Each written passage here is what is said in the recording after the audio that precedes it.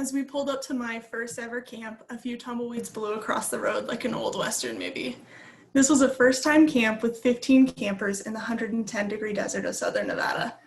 There was no grass in sight. This was the real deal. To match this dusty landscape of our desert campground, we decided to hold a midweek chalk fight.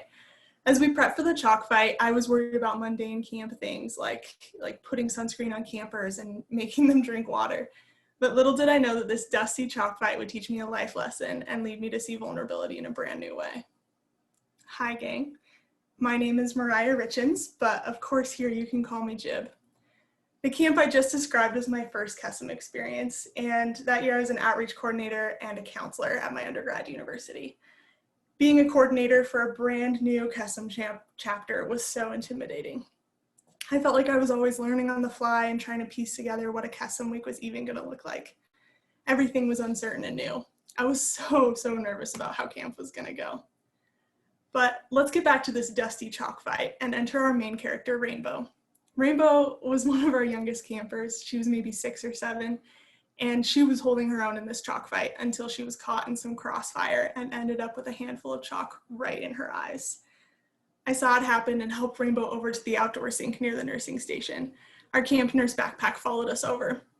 At first, we tried to flush her eyes out underneath the running water of the sink, but Rainbow was too afraid to stick her face that close to the running water. So instead, we slowly used damp rags to wipe away the chalk from Rainbow's face, starting with her chin and forehead and moving in to remove all of the chalk from her eyes. This process took us almost 2 hours, and Rainbow kept her eyes squeezed shut the entire time. We watched as Rainbow's blue, pink, and orange tears slowly turned clear. And when Backpack and I could see that all of the chalk was out of Rainbow's eyes, we asked her why her eyes were still shut. She told us that she was too afraid to open them because she didn't know what would happen or what she would see. Opening her eyes might be painful. It might be scary. She was not sure what would be there when she did it. But she did. Rainbow opened her eyes, looked at us, and said, "I see rainbows." She saw 2 people who she trusted that cared for her when she needed us. It also helped that we were covered in colorful chalk and probably actually looked like rainbows. This vulnerable moment of bravery and seeing was huge for me. I realized that in opening her eyes, Rainbow faced a moment of uncertainty and risk, but Rainbow chose to be vulnerable. When we choose vulnerability, we choose to open our eyes despite the risks. This act of opening our eyes might mean telling someone how you feel despite the risk of them not understanding. It might mean making a big life change despite the risk of it not working out. It might mean loving someone despite the risk of losing them. Choosing to open our eyes to see is the same as choosing to open our hearts to feel.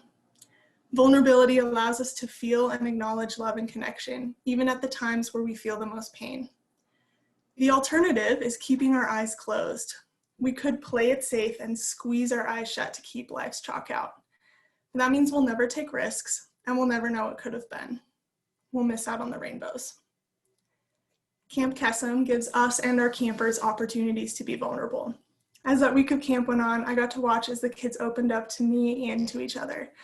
I got to see our cabin chats progress, and by the end of the week, I saw more vulnerability from campers than I'd ever seen at any camp before.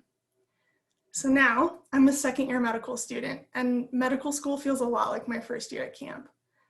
Everything is uncertain and new again, and medical school, it requires vulnerability because I'm trying to figure out what kind of physician and person I want to be. This is such a continuing process. I still find it so scary to face uncertainty in each new beginning. And I probably always will. But I'll never forget my experience at Camp Kesem. I'll never forget the lesson I learned about feeling, changing, and loving despite the risks. You will continue to face uncertain times too. And having hope, facing a new beginning, or embracing a daybreak can feel daunting. But I promise that opening your eyes and your heart to experience each daybreak fully will be worth it. I challenge you to grow, feel, and love despite the chalk in your eyes. And don't forget to look for rainbows along the way.